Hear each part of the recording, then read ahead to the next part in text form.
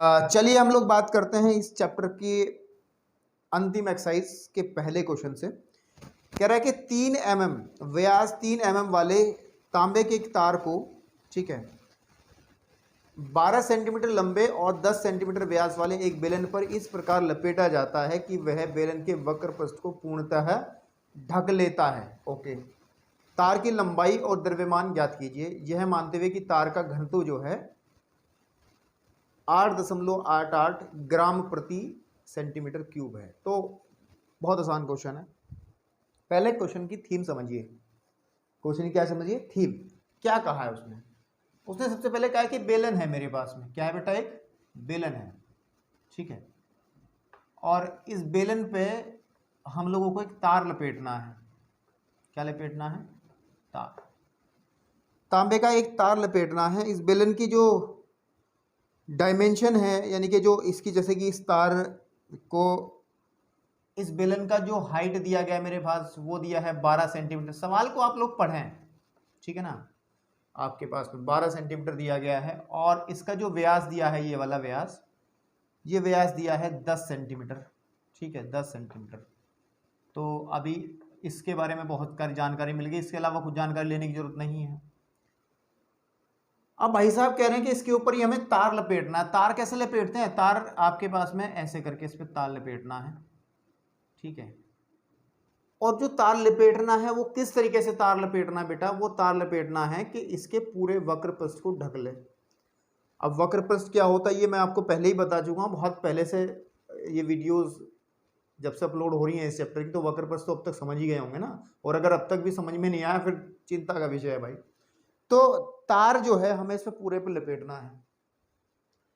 वो पूछ रहा है कि तार की लंबाई कितनी होनी चाहिए, ठीक है, आपके पास में, और कितने द्रव्यमान का तार लगेगा। बिल्कुल ठीक बात है। तो सबसे पहले अगर हम बात करें, सबसे पहले हम बात करें कि इस तार, एक जो इस पे तार हम लोग लगाएंगे, ठीक है, तार इस पे लगाएंगे, तो हमें ये देखना पड़ेगा बेटा कि इस तार के कितने फेरे, कितने चक्कर इसको हमें घुमाना पड़ेगा, कितने फेरे हमें लगाने पड़ेंगे, तब बात बनेगी।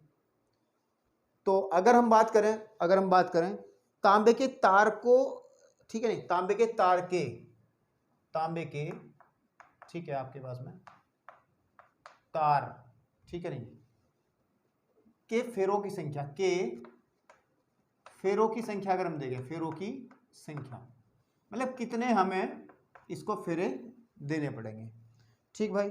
और वो निकलेगा जो बेलन की जो ऊंचाई है, समझ पा रहे हो? बेलन की जो ऊंचाई है, भी क्लियर करूंगा, बेलन की ऊंचाई, ठीक है,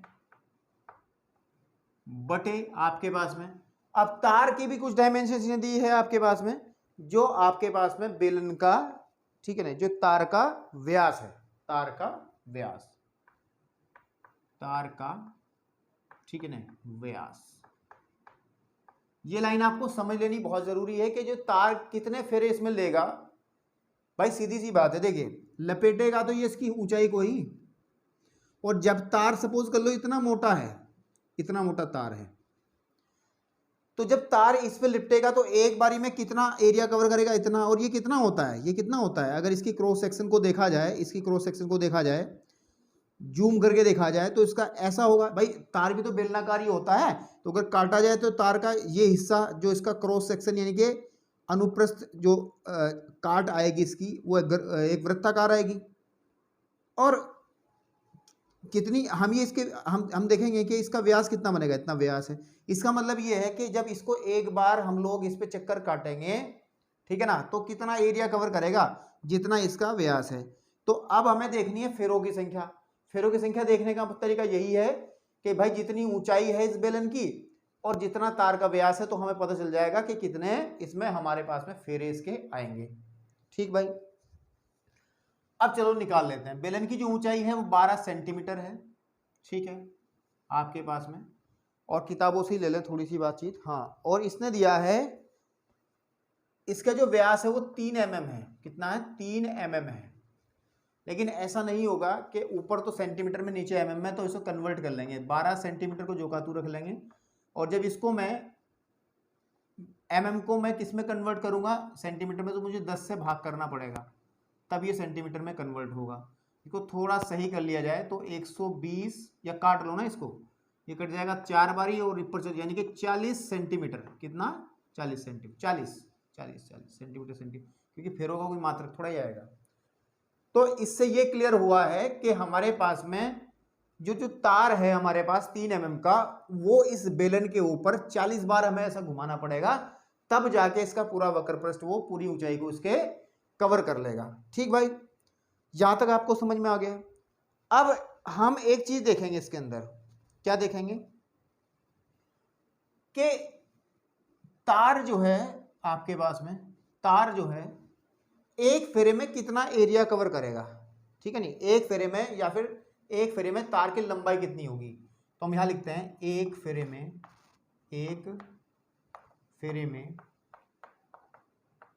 तार की लंबाई,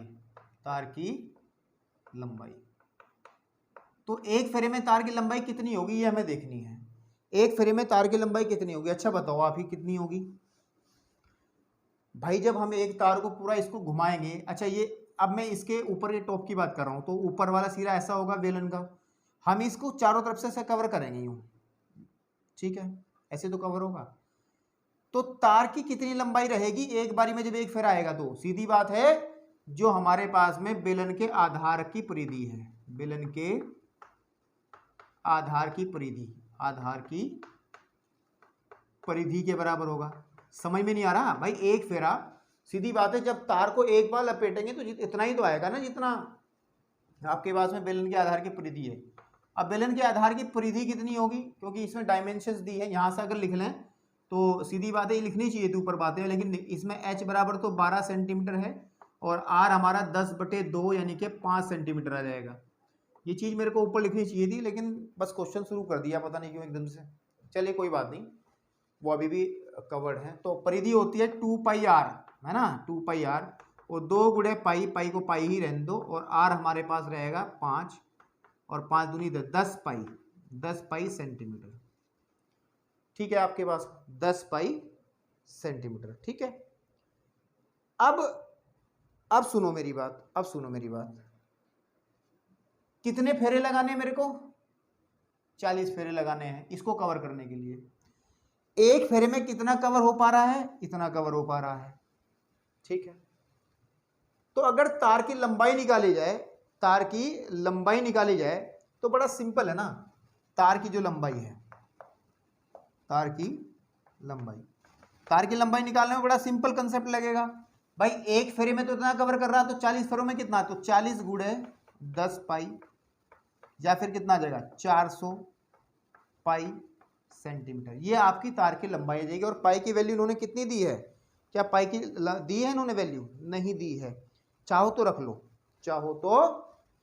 और कैलकुलेट कर लो, तो आ जाएगा 400 गुणे 22/7, इसको हटा लो, ठीक है ना, डस्टर कहाँ है, ठीक है आपके पास में, और 22 चौक 88 होते हैं, 8800/7, ठीक है, सेंटीमीटर। इतने सेंटीमीटर जो है हमारा तार की लंबाई आ जाएगी, तार की लंबाई, ठीक है। अब जरा पीछे एक बार चेक कर ले, तार की लंबाई भी तो पूछी है ना भाई साहब, हमें आंसर में तार की लंबाई भी पूछी है, जरा एक बार चेक कर लें कि हम लोग सही जा रहे हैं नहीं जा रहे हैं। तो तार की लंबाई है 1256 सेंटीमीटर, तो जरा काटें अगर इसे काटें अगर हम लोग, 7 × 7 बचा 1, 7 दूनी 14, ठीक है, बचे हमारे पास में कितना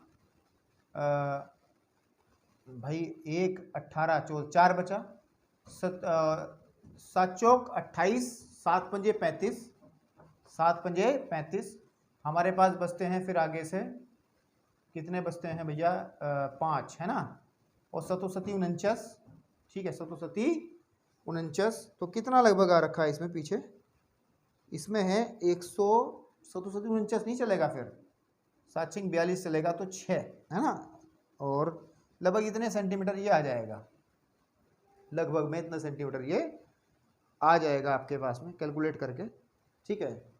या आप एक काम करिएगा, अगर सही तरीके से भाग करें, इसको भाग करके आप देख लीजिए, कोई दिक्कत थोड़ा ही है।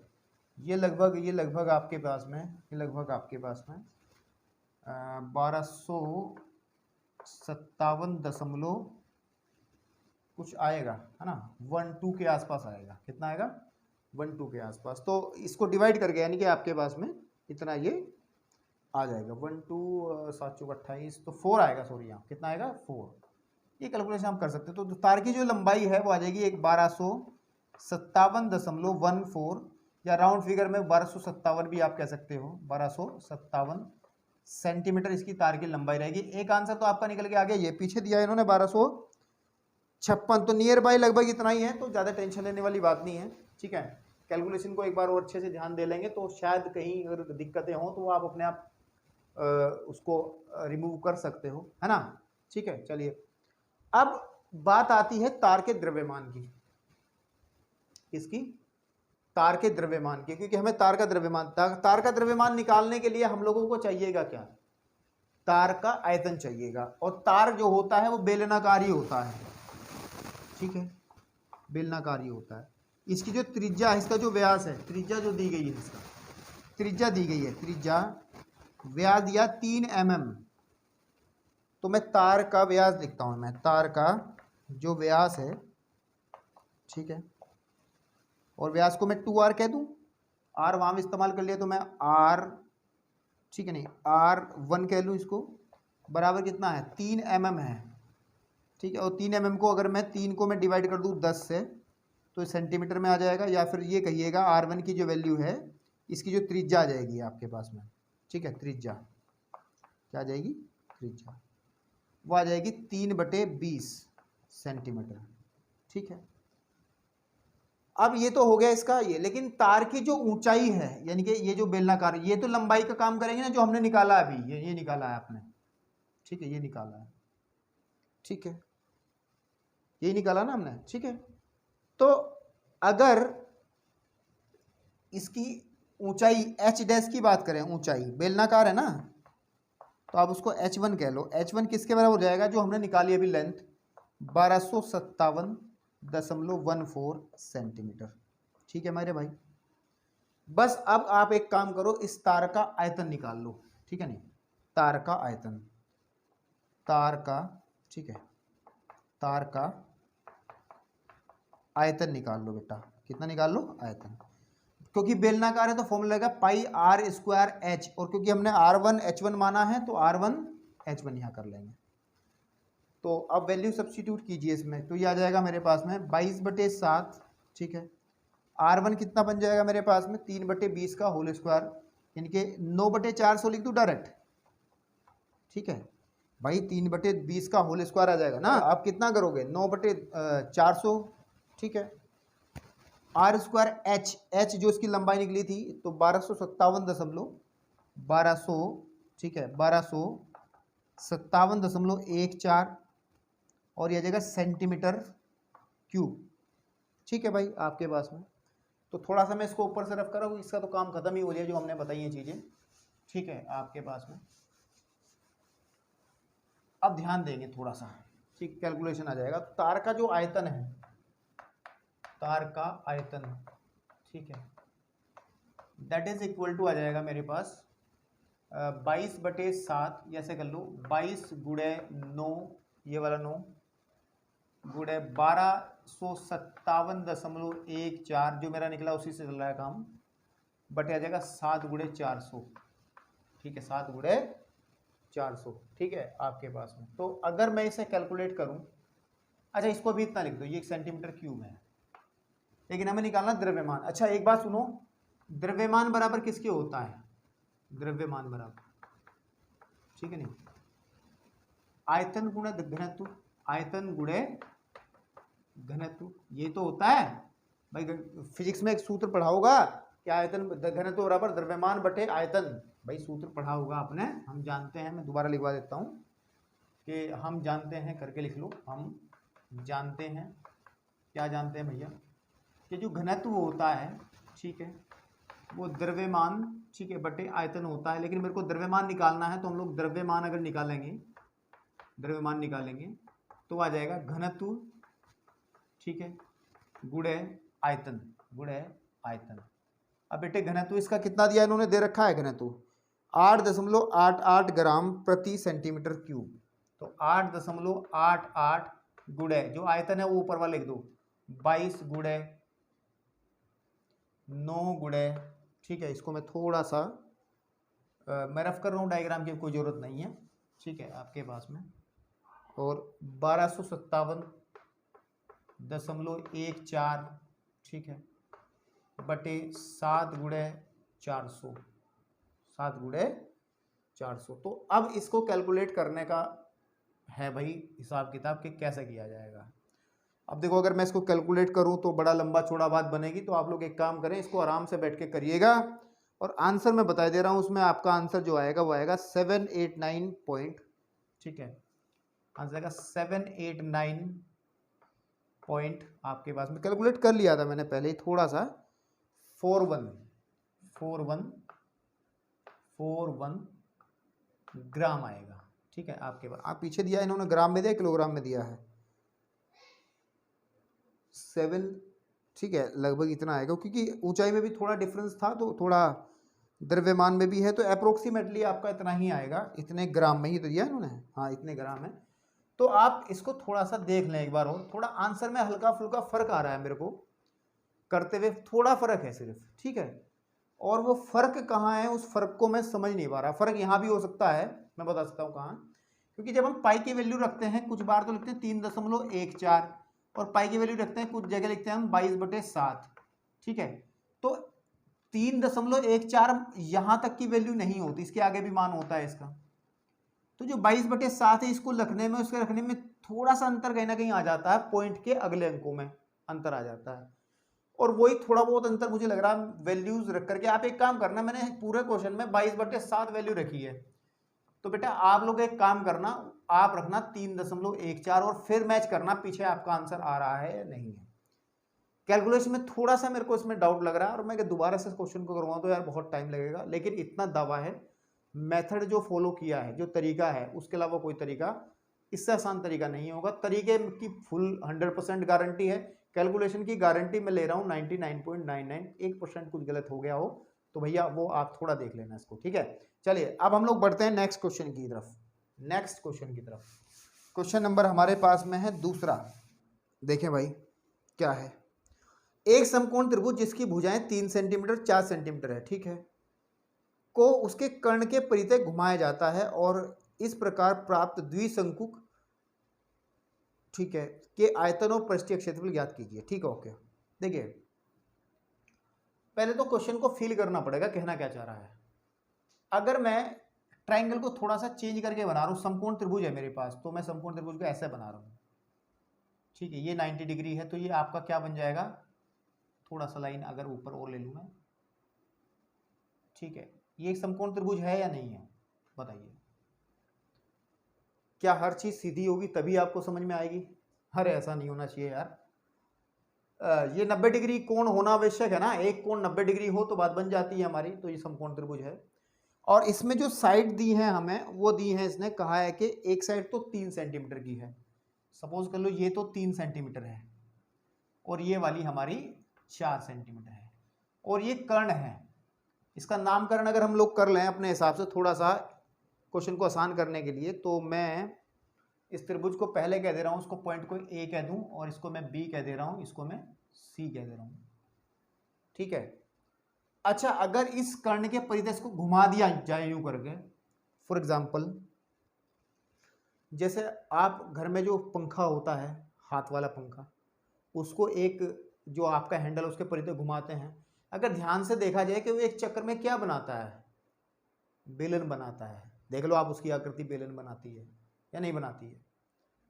आप अगर एक रस्सी में, ठीक है, कुछ पत्थर वत्थर बांध के से ऐसे घुमाएं, तो वो आकृति घूम करके क्या बनाती है, एक वृत्त बनाती है, समझ रहे हो।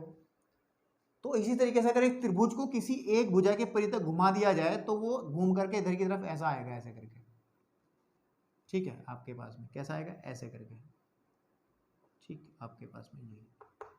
तो आप ये देखेंगे कि वो आकृति घूमती हुई आपको कैसी नजर आएगी, ऐसे जैसे दो शंकु जोड़ दिए गए हों।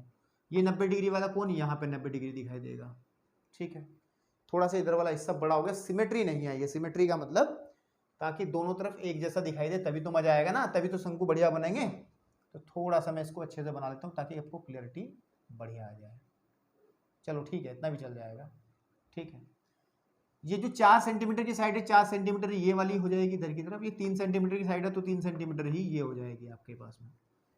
तो अब इसके अंदर आपको 2 शंकु दिखाई दे रहे हैं। ठीक, अगर मैं इसे बीचों बीच थोड़ा सा इस लाइन को इससे मिला लूं यहाँ, तो आपको दिख रहे हैं 2 शंकु, या नहीं दिख रहे हैं? बिल्कुल दिख रहे हैं। एक शंकु नंबर 1 ऊपर की तरफ है, एक शंकु नंबर 2 नीचे की तरफ है। ठीक, आपके पास में। तो अगर मैं इस बीच वाले पॉइंट को मेरे भाई O कह दूं, और ये वाला तो शंकु, ये कौन सा शंकु है याद रख लो थोड़ा सा, शंकु नंबर 1 है, और नीचे वाला जो छोटा शंकु है ये शंकु नंबर हमारे पास में कितना है? 2 है। अब इसमें इन्होंने कहा है इन दोनों शंकुओं के आयतन निकालने हैं। ठीक है, आयतन निकालने हैं दोनों शंकुओं के। ठीक है, और क्या पूछा मेरे भाई? और पृष्ठीय क्षेत्रफल, पृष्ठीय क्षेत्रफल बताना है, पृष्ठीय क्षेत्रफल। ठीक है, तो सीधी सी बात है, आयतन कैसे निकलेगा? ऊपर वाले शंकु का आयतन प्लस नीचे वाले शंकु का आयतन। पृष्ठीय क्षेत्रफल कैसे निकलेगा? ऊपर वाले का वक्र पृष्ठ प्लस नीचे वाले का वक्र पृष्ठ। अब सीधी सच्ची बात यह है कि क्या हमें आयतन को प्राप्त करने के लिए जो चीज की आवश्यकता होती है, फॉर्मूला होता है 1/3 पाई r स्क्वायर h, इसका होता है हमारे पास में पाई r l। क्या ये सब चीजें हमें अवेलेबल हैं? क्या हमें अवेलेबल हैं?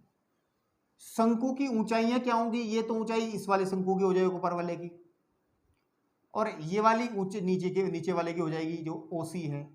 AO ऊपर वाले की, OC नीचे वाले की। क्या हमें पता है? नहीं पता है, अभी निकालेंगे। रही बात त्रिज्या की, त्रिज्या दोनों में कॉमन रहेगी, इसमें भी त्रिज्या ये r रहेगी, अगर इसको मैं r बोल दूं, और इसमें भी त्रिज्या मेरे पास नीचे वाले में भी r रहेगी, ऊपर वाले में भी r रहेगी। तो मेरे को क्या है मेन कॉन्सेप्ट? मेन कॉन्सेप्ट ये है कि मुझे इन दोनों की ऊंचाइयां निकालनी है और ये त्रिज्या निकालनी है, और जैसे ही दोनों चीजें निकलती हैं तो मेरा काम बन जाता है। ठीक है, तो अब मैं सबसे पहले आपके पास में, सबसे पहले आप AC निकालिए। ठीक है, तो अगर मैं बात करूं त्रिभुज ABC में, ABC एक समकोण त्रिभुज है, और हमें पता है कि इस समकोण त्रिभुज में AC जो है भाई कर्ण ही तो होगा, 90 डिग्री के सामने वाली भुजा कर्ण होती है। तो वी नो दैट कि जो AC का स्क्वायर होगा वो बराबर होगा किसके? BC का स्क्वायर प्लस आपके पास में AB का स्क्वायर। और ये कौन सी चीज होती थी? पाइथागोरस। लिखना चाहो तो पाइथागोरस लिख दो, अगर अच्छा लगना चाहे आपको पाइथागोरस। ठीक है भैया, ओके। और AC निकालते हैं जरा, AC निकालो। AC का स्क्वायर बराबर होगा 3 का स्क्वायर प्लस 4 का स्क्वायर, यानी कि आपके पास में 9 + 16 25, या फिर डायरेक्ट निकाल लो। AC बराबर आपके पास में 5 सेंटीमीटर आ गई। तो जो टोटल हाइट है मेरे भाई इसकी, यहां से यहां लिख दे रहा हूं मैं, ये जो हाइट है ये 5 सेंटीमीटर आ गई। लेकिन अब मेरे को ये नहीं पता कि 5 में ऊपर वाली कितनी होगी और नीचे वाली कितनी होगी, ये भी तो निकालने की जरूरत है ना। ठीक है, तो इसको भी निकालेंगे भैया। ठीक है, इसको भी निकालेंगे हम। ठीक, अब इसको निकालने का एक तरीका है मेरे पास। एक तरीका क्या है? देखिए, अगर मैं क्या काम करना चाह रहा हूं, मैं हाइट निकालना चाह रहा हूं, इन दोनों की हाइट निकालना चाह रहा हूं। सपोज कर लो इसकी हाइट को मैं h1 कह लेता हूं और इसकी हाइट को मैं h2 कह लेता हूं, अगर कोई दिक्कत हो तो। h1 और h2 अलग अलग निकाल लेंगे। तो यहां पे लिख सकते हैं माना, ठीक है नहीं, माना चित्रानुसार, ठीक है, आपके पास में शंकु 1 तथा शंकु 2 की ऊंचाइयां, ये लिख सकते हैं हम लोग, ऊंचाई क्रमशः h1 व h2 हैं। ठीक है, साथ ही साथ तथा दोनों की त्रिज्या r है। हमने दोनों त्रिज्या r भी डिसाइड कर ली। ठीक है, डस्टर कहाँ है मेरा? इतना क्लियर हो गया। अब आप लोग ध्यान से देखिए, बस यही खेल है इसमें, बाकी सवाल में कोई भी झोल नहीं है। देखिए त्रिभुज, अगर मैं ए ओ बी का क्षेत्रफल निकालूं, ए ओ बी का क्षेत्रफल निकालूं, ध्यान से देखना मैं कैसे निकालता हूं। समकोण त्रिभुज का क्षेत्रफल क्या होता है? 1/2 आधार गुणे ऊंचाई। 1/2 आधार, आधार होगा मेरे पास में ये, नहीं इस वाले को मान लो आधार, 3, ऊंचाई ले लेंगे 4 सेंटीमीटर, तो कटेगा ये कितना जगह 2, 6 सेंटीमीटर स्क्वायर। लेकिन त्रिभुज ए ओ बी का क्षेत्रफल एक तरीके से और निकाला जा सकता है। वो क्या? अगर इस AC को आधार मान लिया जाए, 1/2 AC गुणे BO। भाई समझ नहीं रहे हो कि अगर मैं समकोण त्रिभुज को यहां खड़ा होकर देखूंगा मैं, तो यहां खड़ा होकर देखो तो इसको आधार मान लिया जाए तो ऊंचाई कौन बन जाएगी? BO बन जाएगी। और अगर इधर से देखें आधार ये है, ऊंचाई ये है, ये तो चेंजेस आ सकते हैं ना भाई। किसी भी त्रिभुज का क्षेत्रफल किसी भी तरीके से निकाल लेंगे तो दोनों स्थिति में समान आएगा, है ना। तो अगर मैं बात करूं तो 1/2 AC क्या फाइंड आउट करी? अभी 5 करी है। BO को क्या बोला है मैंने? BO को मैंने कहा है अभी R, ठीक है। तो मेरे भाई 5/2 R आ जाएगा ये सेंटीमीटर स्क्वायर। लेकिन देखो ये भी त्रिभुज AOB का क्षेत्रफल है, ये भी त्रिभुज AOB का, तो दोनों चीजें बराबर होंगी ये वाली या नहीं होंगी? तब हम कह सकते हैं कि 5/2 जो R है दैट इज इक्वल टू 6, या फिर R इज इक्वल टू आ जाएगा 12/5, काटना चाहो काट लो, और 5 दूनी 10 और 0.4 सेंटीमीटर। तो ये क्लियर हो गया, हमारे पास में कि जो R की वैल्यू है वो 2.4 सेंटीमीटर आ गई। अरे वाह। लेकिन R तो हमने निकाल ली, अब मेरे को चाहिए H1 चाहिए और H2 चाहिए। तो H1 और H2 कैसे फाइंड आउट की जाएंगी, इसको भी थोड़ा ध्यान से हमें देखना पड़ेगा आपके पास में कि H1 कितनी रहेगी और H2 कितनी रहेगी, ठीक है। अब एक बात ध्यान दें, चित्र के अंदर अगर ध्यान से देखिएगा, चित्र में ध्यान दीजिएगा कि क्या H1 H2 निकाले बिना भी काम चल सकता है? बिल्कुल चलेगा, बिल्कुल चलेगा। कैसे चलेगा अभी बताते हैं। देखिए आप आयतन निकालिए, बात खत्म हो गई। दोनों शंकुओं के आयतन, दोनों शंकुओं के आयतन का आयतन, ठीक है, आयतन किसके बराबर होगा भाई? पहले शंकु का आयतन होगा पाई R स्क्वायर H1, ये नहीं होगा, 1/3 भी साथ में आता है तो बेलन का हो जाएगा ना, प्लस दूसरे का होगा 1/3 पाई R स्क्वायर H2। समझ रहे हो ना, क्योंकि त्रिज्या दोनों के सेम है। इसकी हाइट H1 थी तो हमने H1 इस्तेमाल कर लिया, और इसकी हाइट H2 थी तो हमने H2 इस्तेमाल कर लिया। आप कुछ चीज कॉमन निकाल लो, पाई R स्क्वायर, अंदर बचेगा H1 प्लस H2। अब मेरे भाई 1/3 पाई की वैल्यू कितनी रखनी चाहोगे? कितनी दी है उस हिसाब से कर लेना काम। पाई का मान जो भी हो उपयुक्त लगे प्रयोग कर लो, कोई बात नहीं। तो मेरे को 22/7 ही उपयुक्त लग रहा है अभी। आर स्क्वायर, आर कितना है मेरे पास में? 2.4, तो 2.4 इंटू 2.4, ठीक है 2.4, और H1 प्लस H2 कितना हो जाएगा? आप अगर देखा जाए भाई H1 प्लस H2 तो पूरा AC हो जाएगा ना, ये AC पूरा का पूरा, और AC कितना है? ये 5 सेंटीमीटर शुरुआत में निकाल लिया था हमने ये, और इसको हम लोग लिख सकते हैं H1 प्लस H2, है ना, ये चीज लिख सकते हैं, तो हम लोग इसे 5 लिख सकते हैं यहाँ पे। अब इसे कैलकुलेट करें, अगर 7 या 21 होता है, या कैलकुलेट कैसे किया जाए, थोड़ा आसान अगर पड़ जाए हमारे पास में, ठीक है, तो इसे लिख लो आप 22 गुणे 2.4, 24 का जो वर्ग होता है कितना होता है भाई? 4 चौक 16 का 6 का से लेगा, 4 दूनी 8 और 1 9, फिर आपके पास में 8 और फिर आ जाएगा 4, तो आ जाएगा 6 5 नहीं 6 7 और 5, 576। कितना आ जाएगा? 576 आ जाएगा आपके पास में, ठीक है। तो रखिए इसमें 576, इसकी आ जाएगी 576, 2 के बाद दशमलव गुणे 5 बटे 3 गुणे 7, ठीक है। अब इसको कैलकुलेट जब हम करेंगे तो कैलकुलेशन इसको करने के बाद में आपको प्राप्त होगा 30 दशमलव, पूरे को कैलकुलेट करना वो आ जाएगा 30.14 सेंटीमीटर क्यूब। ठीक है, तो ये इसका आंसर, पीछे आंसर कितना है। आप कहोगे सर ये कैसे आ रहा भाई, थोड़ा सा कैलकुलेशन पे ध्यान दें, यहाँ पे करने बैठूंगा तो यार बड़ा लंबा हिसाब किताब बनेगा इसमें।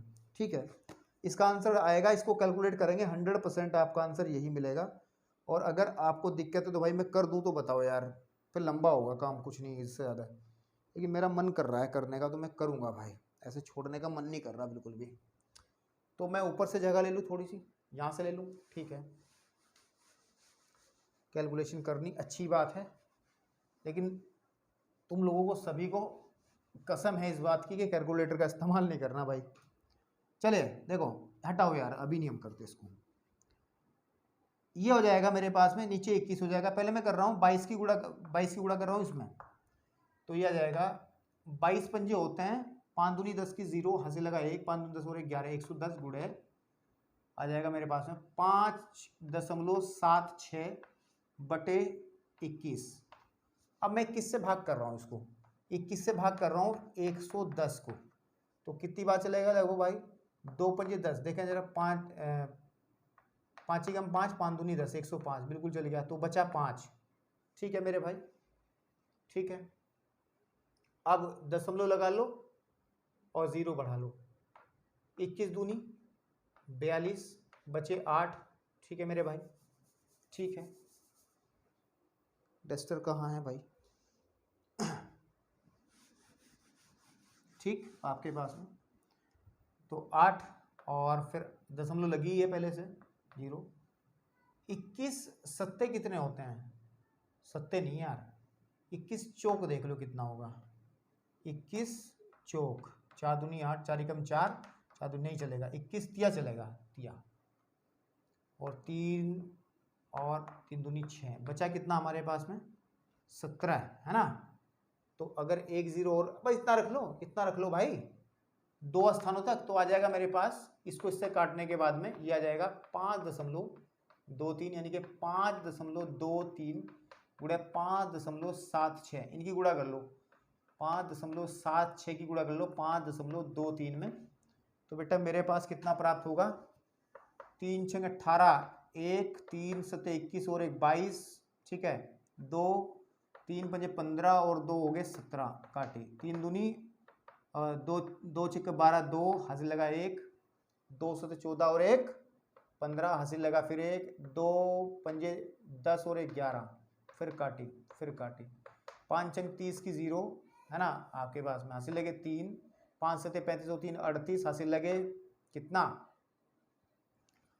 38, हासिल लगे फिर से 3, ठीक है ना, 5 7 35 और 3 38, हासिल 3, पंजो 25 और 3 28, ठीक है।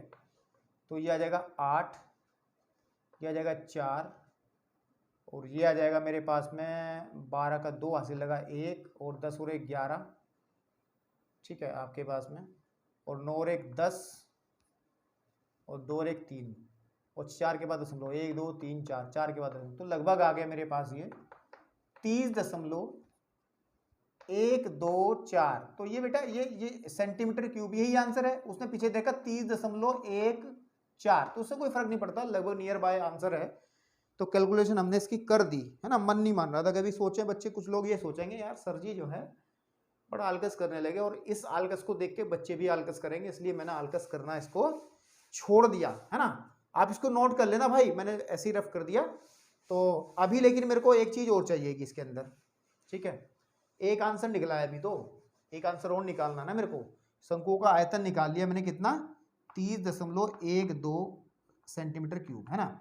लेकिन मेरे को एक चीज चाहिए इसमें और, कहा इसने क्या कि पृष्ठीय क्षेत्रफल दोनों शंकुओं का, ठीक है, दोनों शंकुओं का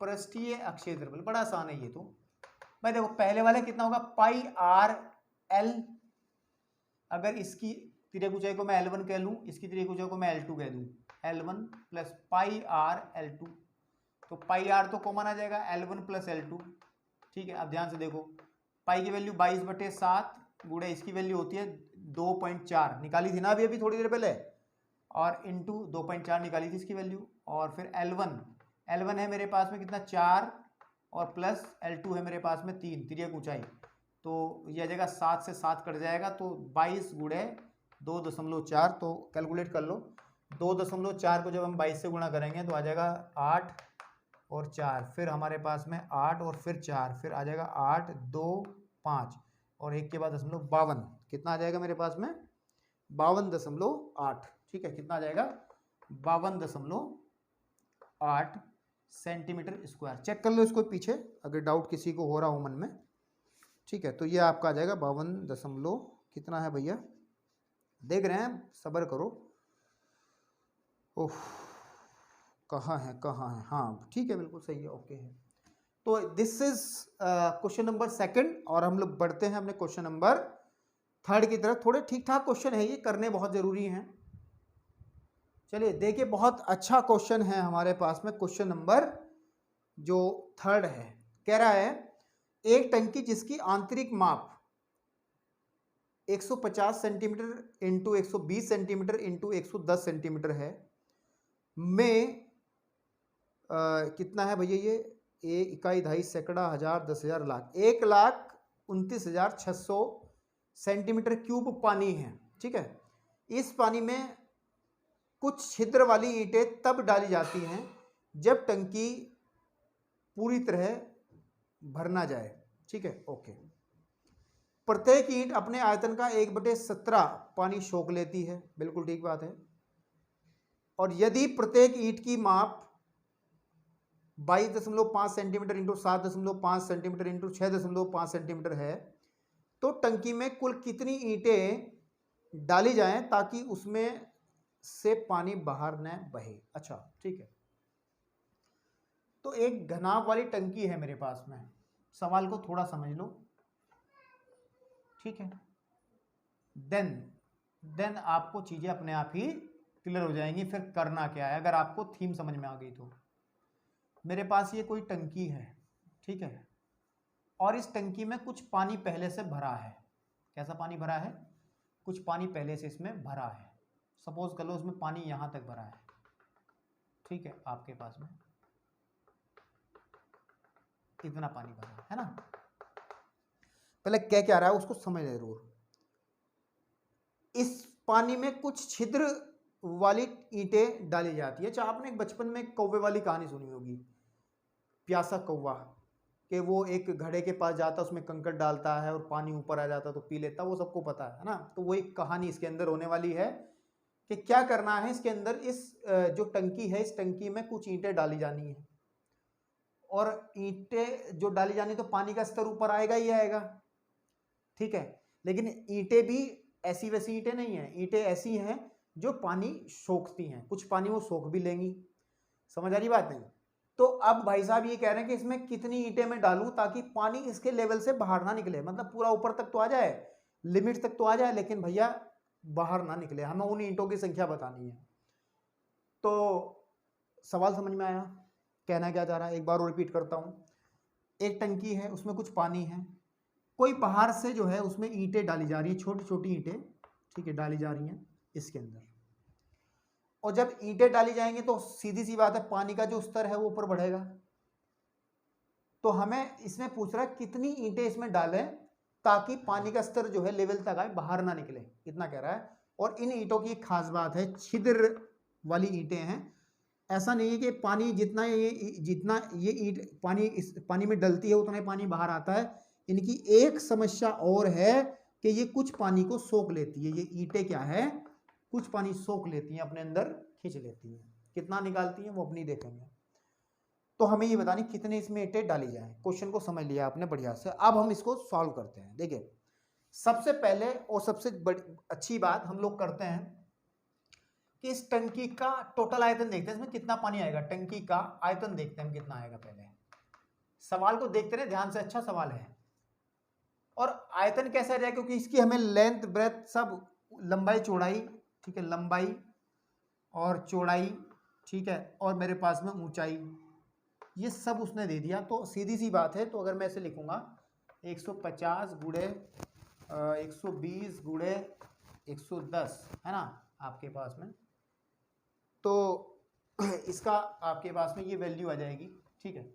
अब इसको तो सीधा सीधा कैलकुलेट कर सकते हो ना, आपके पास में ये आ जाएगी 198 के आगे 4 जीरो लगा लो, 1 2 3 4 सेंटीमीटर क्यूब। इसका मतलब इस टंकी का आयतन इतना है और इसके अंदर इतना पानी आ जाता है, ठीक है। अब क्योंकि जो ईंट है मेरे पास, जो छोटी ईंट है, ईंट को थोड़ा बड़ा करके लिखते हैं यहाँ ताकि क्लियरिटी आ जाए। ईंट की भी उसने डायमेंशन दी है। डायमेंशंस क्या दी हैं इनकी भुजाएं? ये दी गई है 22.5, ये दी गई है 7.5, लंबाई इसकी ये चौड़ाई है, ऊंचाई है 6.5। तो अगर मैं ईंट का, एक ईंट का आयतन निकालूं, मैं एक ईंट का आयतन, ये सब चीजें लिख लेते हैं ना, फिर क्वेश्चन करने में आसानी रहेगी।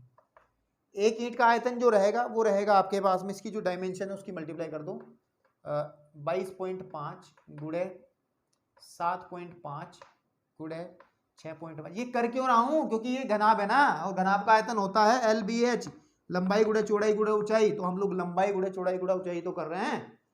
तो चलिए अब देखो, इसकी जो मल्टीप्लाई करके आएगी हमारे पास में वो लगभग प्राप्त होगा 1096.875 सेंटीमीटर क्यूब।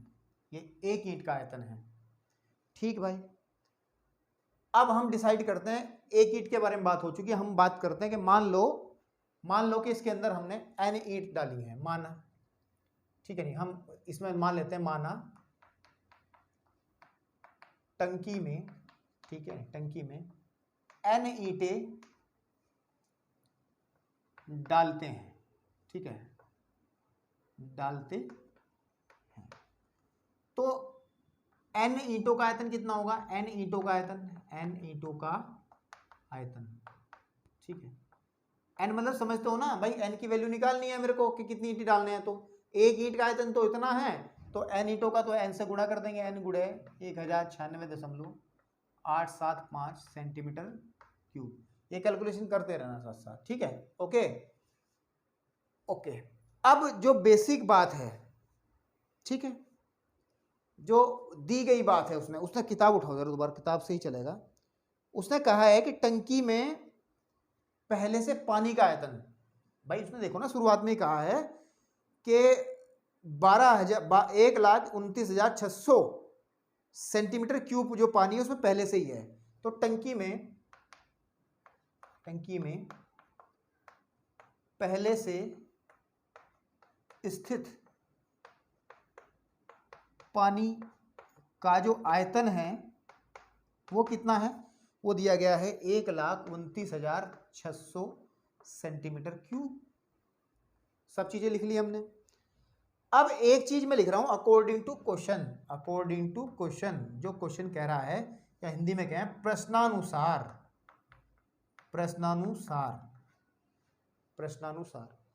जो हमारी टंकी का कुल आयतन होगा, बस यही लास्ट कड़ी है इस सवाल की, आंसर यहीं से बन जाएगा। वो किसके बराबर होगा? टंकी में पहले से कितना पानी है, वो टंकी में पहले से स्थित पानी का आयतन, ठीक है, प्लस टेस्टर ले लूं, आयतन प्लस इसमें ईंटें कितनी डाली जा रही हैं? n ईंटों का आयतन, समझ आ रही बात नहीं? ठीक है, लेकिन n ईंटें डाल तो रहे हैं, लेकिन n ईंटें ऐसा थोड़ा है कि n ईंटें कुछ कर नहीं रही हैं, उसमें से कुछ माइनस करना पड़ेगा, क्योंकि n ईंटों द्वारा सोखा गया, ठीक है, आपके पास में सोखा गए पानी का आयतन। बस ये लास्ट पॉइंट था इस सवाल का, और यहीं से आंसर निकल आएगा। देखो टंकी का टोटल आयतन हमने निकाल चुके, ये है, लिखिए जरा यहाँ पे 198 के आगे 4 जीरो बराबर, टंकी में पहले से स्थित पानी कितना है? कहाँ भैया? ये है 1,29,600 प्लस n ईंटों का आयतन कितना मेरे बेटा? ये है n गुणे 1096.875 माइनस n ईंटों द्वारा। अच्छा, एक ईंट कितना पानी सोख रही है, सवाल को देखिए जरा। सवाल में कहा है कि प्रत्येक ईंट ना, अगर ईंट का आयतन हमारे पास में v है ना, तो v/17 ये पानी सोख लेगी इतना। मतलब ये कहिएगा कि अगर आपके पास में किसी ईंट का आयतन 20 है, 20 सेंटीमीटर क्यूब इसका आयतन है, तो ये जो ईंट है जिसका आयतन इतना, ये कितना पानी सोखेगी, इसे 17 से डिवाइड कर लो, इतना पानी सोखेगी एक ईंट। तो लेकिन ईंट कितनी है मेरे पास में, ईंट मेरे पास में बेटा कितनी है, ईंट है n। तो लिखेंगे इसमें n ईंटों द्वारा, n ईंटों का जो आयतन है वो लिखिए पहले, n गुणे 1096.875/17 हम कर लेंगे इसको। बस यहां से ये जो आपके सामने एक्सप्रेशन बना है ये पूरा का पूरा, इसमें से आप जो बच्चा जिस तरीके से निकालना चाहे n का मान निकालना है, निकाल के दिखाएंगे, परेशान ना हो। पहले मैं इसको उधर ले आता हूँ, 198,1,2,3,4 माइनस 1,29,600 बराबर, देखो ये जो n है और ये n है, और ये जो टर्म है, ये वाली टर्म मैं कॉमन निकाल ले रहा हूँ, n गुणे 1096.8795, अंदर बचेगा 1 माइनस 1/17, देख लो चाहे, ठीक है। अब जब इसको इसमें से घटाएंगे तो इस जीरो में से जीरो घटी तो जीरो आ जाएगी, इस जीरो में से जीरो गई तो ये जीरो आ जाएगी, इस जीरो में से ये 6 घटेगा तो 10 में 6 घटेगा 4 आ जाएगा, फिर यहाँ 9 आ गया, 9 में से 9 घटेगा तो 0 आ जाएगा, ठीक है ना आपके पास में। फिर इस 8 में से 2 घटेगा, 7 में से 2 घटेगा तो 5 आ जाएगा, और फिर यहाँ पर आपके पास में 9 में से जब 1 घटेगा तो 8 आ जाएगा, और ये आ जाएगा 185, कितना आ जाएगा बेटा आपके पास में 185, ठीक, देख लें जरा, यही है 185, 50, 400, बिल्कुल ठीक है, इज इक्वल टू n गुणे 1096.875 गुणे, देखो 17 एकम 17 में से गया 16/17, ठीक है। अब भैया मैं सिर्फ इसको कैलकुलेट कर रहा हूँ और कुछ नहीं कर रहा हूँ, ऊपर वाला वीडियो को पॉज करके ये पोर्शन पूरा नोट कर लो ताकि मैं इसको रफ करके ऊपर का काम कर सकूँ। चलिए इसको रफ कर दे रहे हैं, ठीक है, इसको हम लोग रफ कर दे रहे हैं भाई। तो अब मैं सीधा लिख रहा हूँ, n इज इक्वल टू रहेगा, n इज इक्वल टू 1850/400, ठीक है, ये वाली क्वांटिटी के बटे में ये लेके जाओ, बटे आपका 1096.875, ठीक है आपके पास में, और जो 17 है ये ऊपर चला जाएगा, और ये जो 16 है बेटा ये नीचे आ जाएगा आपके पास में, ठीक है, इतना आ जाएगा, ठीक। अब कैसे कैलकुलेट किया जाए, कैसे कैलकुलेट किया जाए, कैसे कैलकुलेट किया जाए, तो सबसे पहले तो हम लोग एक काम करते हैं, ठीक है, हम लोग एक काम करते हैं कि काट लो जरा इसको, 16 एकम 16, ठीक है ना आपके पास में, और बचा 1 दशमलव लगा लो, 0 बढ़ा लो, और फिर आगे आपके पास में दो, इधर कर लेते हैं साइड में, इधर कर लेते हैं, 17 को डिवाइड कर रहा हूँ मैं 16 से, तो 16 एकम 16, 1 बचा, दशमलव लगाया, 0 बढ़ाई ना चलने की, फिर 0 लगा लो, ठीक है बेटा, और आपके पास में 1 0, 16 छिक्के 96, ठीक है, बचे 4, फिर 0 बढ़ा लो, 16 दूनी 32 है ना, लगभग कितना आ जाएगा, इसको काट के 1.062, तो फाइनली आएगा कितना, फाइनली आएगा कितना, n इज इक्वल टू आ जाएगा 1850/100, ठीक है, गुणा 1.062 बटे ये आ जाएगा 96, ठीक है ना, इंटू 875, ठीक है ना आपके पास में, ठीक है। तो अब कैलकुलेट कैसे करें, देखो दशमलव हटा लो, यहाँ से हट गया दशमलव आपके पास में, ठीक, तो जब दशमलव हटेगा तो आ जाएगा मेरे पास में 1850/400 गुणे 1062 बटे आपके पास में 96,875, ठीक। अब जब इसे कैलकुलेट करोगे आप लोग तो लगभग ये बनेगा मेरे पास में 1792, ये बनेगा कितना बनेगा भैया, इसको सॉल्व कर लो, सॉल्व कर लो। सॉल्व ऐसे थोड़ा टिपिकल हो गया सॉल्व करना ना, इसको ऐसा ना करो तो बेहतर है। कैसे किया जाए, कैसे किया जाए इसको, आप ऐसा ना करें यार, लंबा पड़ेगा बहुत ज़्यादा। ऐसे ना काटें इसको, ठीक है, इसको ऐसे ना काटें और सीधी सीधी बात करें। आप क्या बात करें कि यहाँ तो 16 है और यहाँ पे 17 है, ठीक है। अगर मैं थोड़ा सा इसको छोटा कर लूँ यार, लंबा चौड़ा हो रहा है बात। ऊपर वाली संख्या तो अच्छी लग रही मेरे को देखने में, ये इंटू 16, नीचे वाले में थोड़ा ड्रामा है। तो 1096.79, तो 1000 इसको मैं, अगर मैं आप इसको मैं 1097 ही कर लूँ गुणे 17, कोई दिक्कत है क्या? कोई दिक्कत नहीं होनी चाहिए। अब भैया मैं एक काम कर रहा हूँ, इसकी मल्टीप्लाई कर रहा हूँ इसमें और इसकी मल्टीप्लाई फिर भाग करते हैं, या पहले भाग कर लेते हैं, पहले क्या कर लेते हैं, भाग, ठीक है, क्या कर लेते हैं, भाग कर लेते हैं। देखो कॉन्सेप्ट में दिक्कत नहीं है, कैलकुलेशन थोड़ी सी लंबी हो जाती है इन सवालों की, ठीक है। इसको भाग कर रहा हूँ मैं 1850 400 से, तो लगभग कितनी बार चलेगा, मेरे हिसाब से एक ही बार चलेगा, 1097, ठीक है। और जब घटाएंगे तो यहाँ पे 3 आ जाएगा, 14 में से 5 आ जाएगा और 7 में से 7 बचेगा यहाँ, ठीक है। ऊपर से उतार लो, हम उतार लेते हैं 4, तो कितनी बार चलेगा, लगभग पढ़ा 1100 है तो 6 बार चलेगा लगभग। 6 से 42 का 2 हासिल लगा 4, और 96 में 54 और 4 होते हैं 58, हासिल लगे 5, 6005 यहाँ आ जाएगा और 6 कम 6 आ जाएगा, इससे चलेगा ही नहीं, ठीक है, ओके। फिर हम लोग बात करते हैं, घटा लो, 2 आ जाएगा और यहाँ पे आ जाएगा 13 में से 5 आ जाएगा और यहाँ पे 14 में से 9 आ जाएगा, बस इतना बचेगा। ऊपर से क्या बचेगा भैया, 4 तो उतार ही लिया था, 0 उतार लो।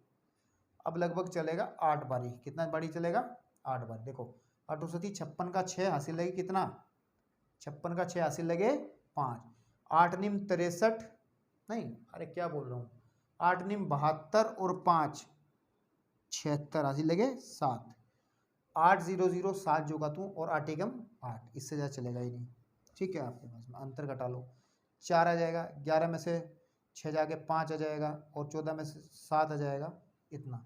ऊपर से उतार लो, 1 0 और बच रही है, तो लगभग चलेगा 6 बारी। कितनी बार चलेगा, 6 बारी।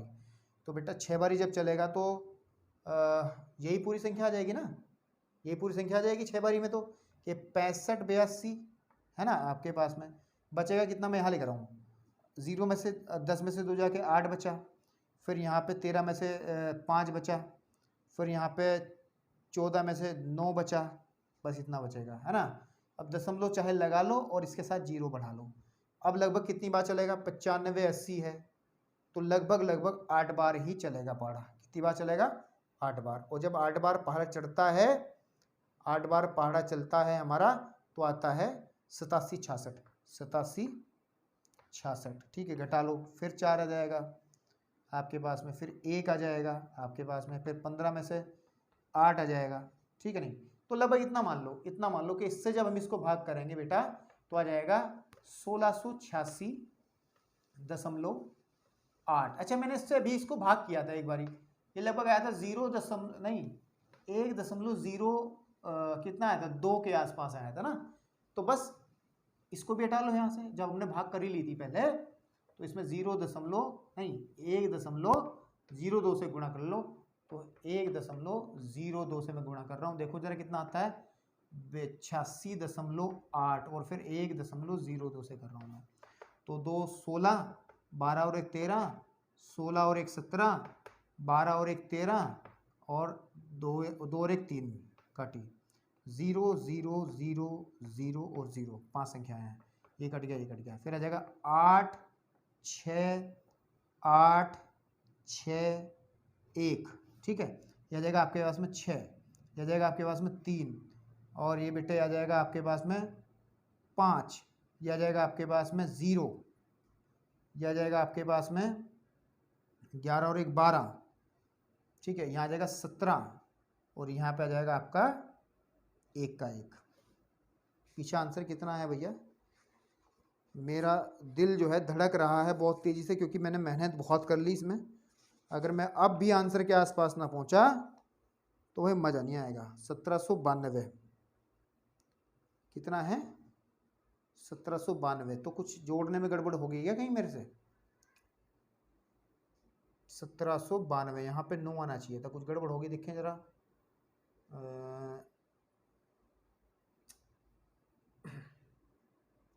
2 16 12 13 16 और 1 17 12 और 1 13 3 एकम 3, ठीक है।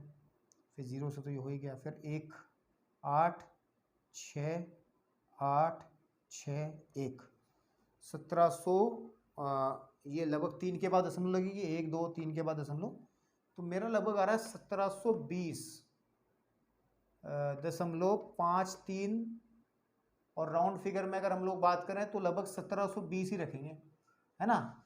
लेकिन भाई साहब वो कह रहे हैं 1792। कितना?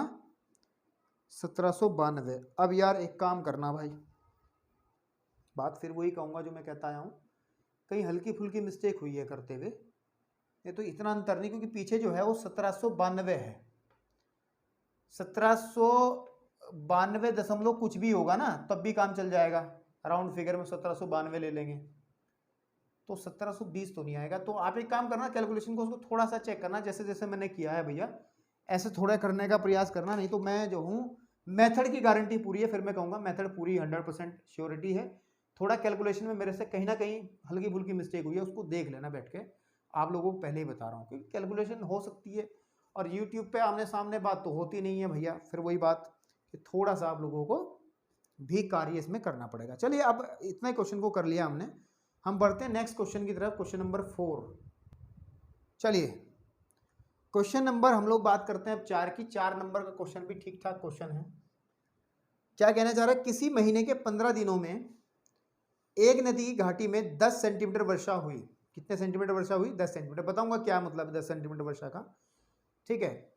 यदि इस घाटी का क्षेत्रफल 72-80 किलोमीटर स्क्वायर है, तो दर्शाइए कि कुल वर्षा लगभग 3 नदियों के सामान्य पानी के योग के समतुल्य है थी, जबकि प्रत्येक नदी की जो नदी 1072 किलोमीटर लंबी और 75 मीटर चौड़ी और 3 मीटर गहरी है। ओके, देखिए एक घाटी है, घाटी को मैं ऐसे बना रहा हूँ थोड़ा सा, ठीक है। घाटी को कैसे बनाएं?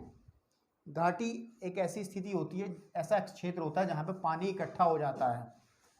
घाटी उस एरिया को कहते हैं जहाँ पे थोड़ा पानी कहीं से इकट्ठा हो जाता है। तो सपोज कर लो हम लोग, अच्छा घाटी को हम लोग घनाकारी मान के चलते हैं, ऐसे थोड़ा सा, ठीक है, आपके पास में, ओके, इस तरीके से। और इसमें 3 नदियां भी कहीं से आ रही हैं। नदी नंबर 1 सपोज कर लो यहाँ से आ रही है, ठीक है। नदी नंबर 2 यहाँ से आ रही है, ठीक है। और नदी नंबर 3 सपोज कर लो आपके पास में, नदी नंबर 3 यहाँ से एंट्री कर रही है ऊपर की तरफ, ठीक। तो अब ये कह रहा 15 दिनों तक की किसी महीने 15 दिन में एक नदी की घाटी में 10 सेंटीमीटर वर्षा हुई है। तो ये मान के चलो कि उसके अंदर जो ये हाइट है, ये जो हाइट है, ये 10 सेंटीमीटर तक पानी चढ़ा है उस घाटी में। उस घाटी के समतल स्तर से 10 सेंटीमीटर तक ऊपर तक पानी चढ़ा है। इसका जो एरिया है, एरिया का, इसकी लंबाई को मैं L मान लूँ, चौड़ाई को मैं B मान लूँ, ऊंचाई तो हमारे पास H दे ही दी इन्होंने, समझ पा रहे हो। अभी नदियों को नहीं लेके आते हैं, नदियों को बाद में बात करते हैं, कन्फ्यूजन हो जाएगा नहीं तो। देखिए कि हमने कह लिया कि इसकी जो घाटी की लंबाई है वो तो L है, ठीक है। चौड़ाई इसकी B है, ऊंचाई जो जितना आपके पास में पानी भरा है उतना ही कंसीडर करेंगे ना आपके पास में, कि जितना पानी भरा है इसमें, तो 10 सेंटीमीटर हमने मान लिया। और अच्छा एरिया जो होता है लंबाई गुणा चौड़ाई तो होता है, और वो होता है हमारे पास में A, और वो जो A दिया है उसने, वो दिया है मेरे पास में 72,280 किलोमीटर स्क्वायर, इतना इसका एरिया है। तो अगर घाटी का आयतन निकाला जाए तो कैसे निकाला जाएगा? इसके अंदर टोटल पानी कितना आएगा इस घाटी के अंदर? इसका आयतन कि लंबाई गुणे चौड़ाई गुणे ऊंचाई आपके पास में, तो सीधा पहले लिख लीजिए घाटी का आयतन। घाटी का आपके पास में क्या लिखें? किताब से देख लें एक बार। घाटी का पहले लिखो क्षेत्रफल कितना दिया है, अक्षेत्रफल दिया है उसने एक है, कितना दिया है भैया? 72,280, है ना, 72, ठीक है, नहीं 80, 72 80, 7,280 किलोमीटर स्क्वायर। ठीक है, अब वो कह रहा है, अब मैं निकालता हूँ घाटी में पानी का आयतन। घाटी में बारिश के बाद, है ना, ऐसे लिखे ना, बारिश के बाद, बारिश हुई ना, बारिश के बाद घाटी में पानी का आयतन। ठीक है, कितना होगा आपके पास में, जो क्षेत्रफल है हमारा, ठीक है, क्षेत्रफल गुणे ऊंचाई, ऊंचाई कितनी है, जितना पानी बढ़ा है, क्षेत्रफल है 72, 80 गुणे ऊंचाई है मेरी 10 सेंटीमीटर, कितनी है 10 सेंटीमीटर। लेकिन समस्या क्या है, सेंटीमीटर को हमें किलोमीटर में ही बदलना पड़ेगा। किस में बदलना पड़ेगा, किलोमीटर में ही हम इसको बदल लेते हैं। देखिए कैसे, जब इसे डिवाइड करूंगा मैं 100 से, नहीं, सेंटीमीटर को 1000 से डिवाइड करूंगा 100 से, तो मीटर में कन्वर्ट हो जाएगा। और अगर 1000 से डिवाइड करूंगा तो मेरा किलोमीटर में कन्वर्ट हो जाएगा। तो एक जीरो से एक जीरो खत्म हो गई, ये जीरो से ये जीरो खत्म हो गई, तो कह सकते हैं 728, ठीक है, 728 बटे 1000, या ये कहिएगा 0.728 किलोमीटर क्यूब, इतना जो है आपके पास में इसके अंदर पानी आएगा। तो एक हिस्सा तो आंसर ये सॉल्व कर दिया हमने इसका। लेकिन अब वो कह रहा है कि ये जो पानी है ना, ये किस पानी के बराबर होगा, कि अगर इसमें 3 नदियों का पानी आए, 3 नदियों का पानी अगर हम लोग इसके अंदर डालें, ये इसके समतुल्य होगा, बराबर होगा। तो सबसे पहले आप देखिए, नदी का आयतन निकालिए आप, एक नदी, क्योंकि नदी को हमने पहले भी डिस्कस किया है, नदी के अगर एक हिस्से को देखा जाए तो वो भी एक घनाभ के आकृति की ही दिखाई देती है, अगर नदी को ऐसे ना खोदा गया हो, ऐसे खोदा गया हो सीधा। तो चलिए, इस बारे में तो हम पहले ही बहुत चर्चा कर चुके। ठीक है, चलिए देखिए, तो अगर हम लोग आगे की तरफ बढ़ें तो हम लोग बात करते हैं, एक नदी का आयतन निकालो आप, एक नदी का आयतन। और आयतन कैसे निकलेगा, क्योंकि लंबाई चौड़ाई ऊंचाई इन्होंने दे रखी है, नदी की लंबाई दी है 1072, ठीक है, किलोमीटर, ये किलोमीटर में है ना। देखो पहले नदी की डायमेंशन देखो, नदी के लिए यहाँ थोड़ा सा याद रखो, नदी में, नदी के लिए थोड़ा ध्यान दो। लंबाई दी गई है 1072 किलोमीटर, चौड़ाई दी गई है इन्होंने नीचे देखो कितना, 75 मीटर है। लेकिन 75 को मैं अगर 1000 से डिवाइड कर लूंगा तो 0.075 किलोमीटर, और h जो है ऊंचाई कितनी आ जाएगी इसकी, 3 मीटर है, तो 3/1000 यानी कि 0.003 किलोमीटर, ये इसकी डायमेंशंस आ जाएंगे। तो हमारे पास जो आयतन निकालेंगे हम लोग, एक नदी का आयतन निकालेंगे तो कितना होगा हमारे पास में, 1072 गुणे 0.075 गुणे 0.003, तो इसकी जब गुणा हम लोग करेंगे, ठीक है, तो अभी इसकी गुणा ना करो, इतना रख लो, ये आ गया हमारे पास में किलोमीटर क्यूब। अब ऐसी कितनी नदियां हैं हमारे पास में, 3 है ना, तो 3 नदियों का आयतन, 3 नदियों का आयतन, ठीक है नहीं, या इसमें एक शब्द इस्तेमाल करो, एक नदी द्वारा भरे पानी का आयतन आना चाहिए, है ना, या आना चाहिए एक नदी द्वारा भरे पानी का आयतन, कि नदी तो बहुत बड़ी है, उसका आयतन कैसे निकालेंगे भाई। तो एक नदी द्वारा भरे पानी का आयतन, ठीक है, आपके पास में ऐसे 3 नदियों, ठीक है, द्वारा भरे पानी का आयतन कितना आ जाएगा बेटा, देखो यह आ जाएगा मेरे पास में, यह आ जाएगा 3 गुणे ये पूरी क्वांटिटी 172 इंटू 0.075 इंटू 0.003, ठीक है। इसको जब हम लोग कैलकुलेट करेंगे ना पूरे को, तो मेरे को प्राप्त होगा 0.70723, ये कैलकुलेट किया था मैंने पहले ही, 600 किलोमीटर क्यूब। अगर इसको थोड़ा छोटा कर लिया जाए, आप यहीं तक देख लिया जाए कि सिर्फ 0.72 तक ही देखा जाए और 3 तक देखा जाए किलोमीटर क्यूब को, तो क्या ये क्वांटिटी और ये क्वांटिटी नियर बाय है नहीं है, लगभग में बराबर है नहीं है, बिल्कुल 0.72, और वही वो कह रहा है कि 15 दिन तक जो 8 सेंटीमीटर वर्षा हुई उसका पानी और 3 नदियों द्वारा भरा गया पानी बराबर होना चाहिए। ये तो था वर्षा द्वारा पानी भरा हुआ और ये था 3 नदियों द्वारा पानी भरा हुआ, तो दोनों क्वांटिटी सेम है, तो वो जो समतुल्य की बात कर रहा है, इक्विवेलेंट की बात कर रहा है, तो वो यही कर रहा है। ठीक है, तो चलिए क्वेश्चन नंबर हमारे पास ये हुआ 4, बढ़ता है क्वेश्चन नंबर 5 की तरफ।